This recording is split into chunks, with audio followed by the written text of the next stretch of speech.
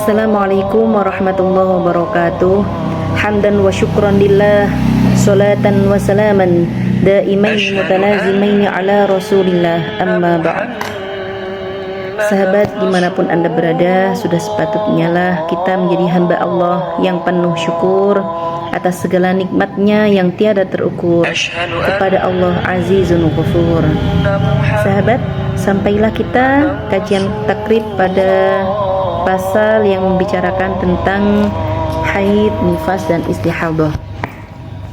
Qala al-mu'allifu rahimahullah ta'ala wa nafa'ana bihi wa bi 'ulumihi wa amaddana bi asrarihi wa a'ada 'alaina min barakatihi fid dawraini amin.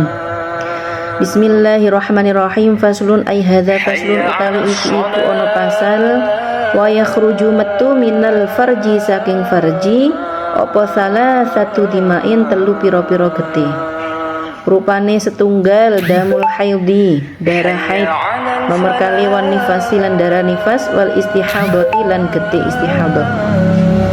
Sahabat, kita sebagai perempuan yang punya anak perempuan, keponakan perempuan, atau mungkin tetangga sahabat atau murid-murid kita perempuan, perlu kita sampaikan bahwasanya sebagai ibu perempuan kodrat kita adalah mengeluarkan darah. Nah, kita perlu mempelajari darah yang keluar itu dihukumi apa. Fal haidu mongko utawi haid huwa ya haid iku al khariju darah kang metu min farjil mar'ati saking farjine wong wadon ala sabilis syihati ing atase dalam sehat min wairi sababil wiladati saking tanpa sebab melahirkan. Jadi darah haid adalah darah yang keluar dari farji wanita dengan cara sehat dan tidak karena melahirkan. Tentunya darah ini keluar dalam usia minimal haid, sudah masuk minimal haid, yaitu 9 tahun kurang sedikit atau 9 tahun kurang 16 hari.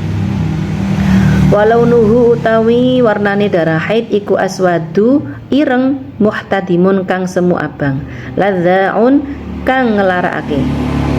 Jadi dalam kitab ini disebutkan bahwasanya darah haid itu darahnya berwarna hitam dan agak panas menyengat, ngoten nggih. Sedangkan dalam kitab lain itu menyebutkan bahwasanya darah haid itu ada 5 macam. Yang pertama hitam, merah kekuning-kuningan, kemudian yang keempat yaitu kuning, dan yang kelima adalah warnanya keruh antara hitam dan putih.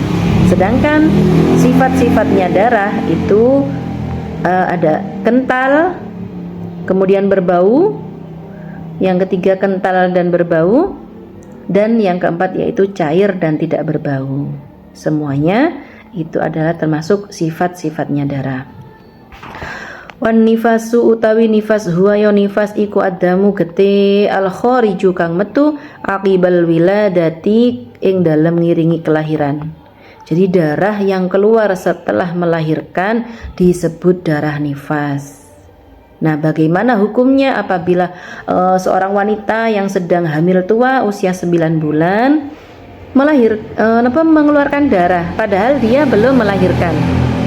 Maka darahnya diperinci. Apabila sudah memenuhi syaratnya haid, maka disebut darah haid. Tetapi apabila tidak memenuhi syaratnya darah haid, maka darah yang keluar pada kehamilan 9 bulan sebelum melahirkan itu disebut darah istihadah.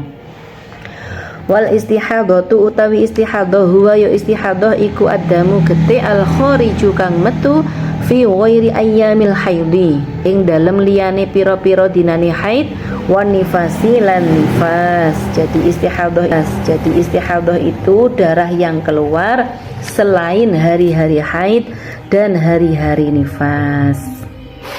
Wa aqallul haidhi utawi luweh sedikite darah haid apane zamanan wektune iku yaumun sedina wa lailatun lan sewengi.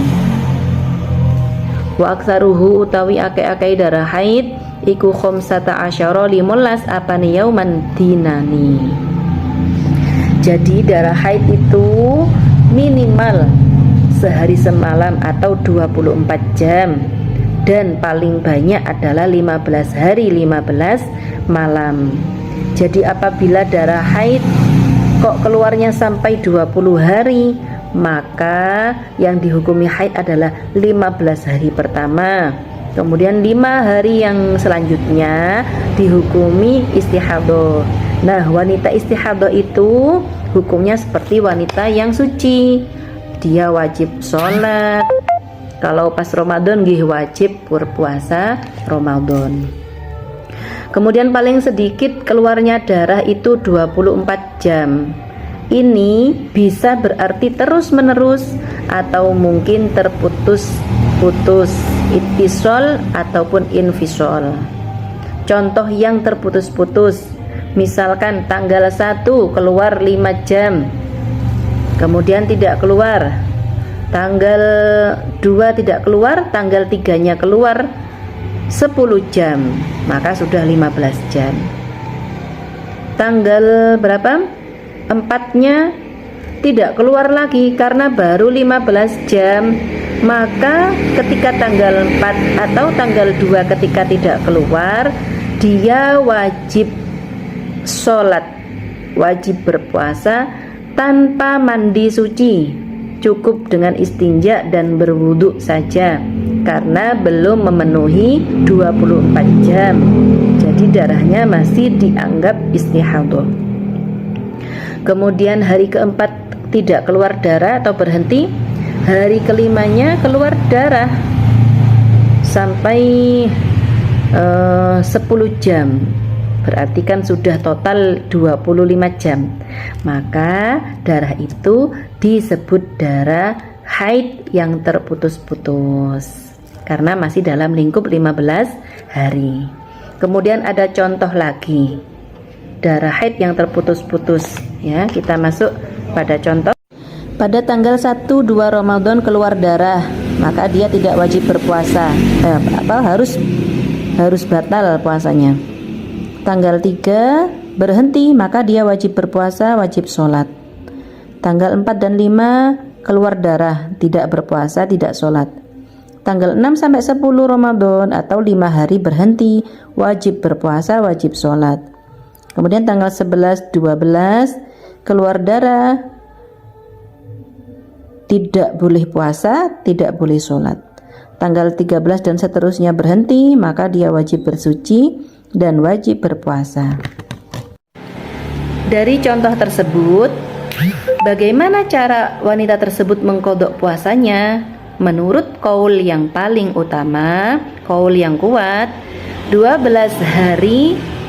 Selama 12 hari meskipun di tengah-tengahnya terputus, dia wajib mengqadha semua puasanya sebanyak 12 hari.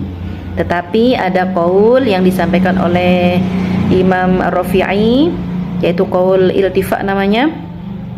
Itu boleh dia hanya membayar hutang puasa ketika dia tidak puasa. Jadi dia tidak puasa tadi di tanggal 1 sampai 2, kemudian tanggal 4 sampai 5, dan tanggal 11 sampai 12. Jadi dia membayar hutang puasa cukup 6 hari, dan yang 6 hari karena dia ikut berpuasa di bulan Ramadan dihukumi puasanya sah dan tidak perlu dibayar. Itu menurut qaul iltifa. Adapun teman-teman, kalau darah sudah berhenti, maka hendaknya menurut Imam Syafi'i, karena kita madhab Syafi'iyah, maka wajib saat itu juga kita bersuci, mandi, kemudian jika sudah masuk waktu sholat, kita sholat. Jadi tidak ada istilah menunggu, oh ini darah sudah berhenti, saya tunggu dulu sampai 24 jam. Tidak ada istilah demikian. Istilah menunggu hanya berlaku bagi mereka yang darahnya terputus-putus dan belum selesai masa haidnya, belum selesai masa haidnya. Jadi apabila kita telah selesai, darahnya sudah berhenti, wajib langsung mandi, dan apabila sudah masuk sholat, wajib sholat. Demikian, semoga bermanfaat. Assalamualaikum warahmatullahi wabarakatuh.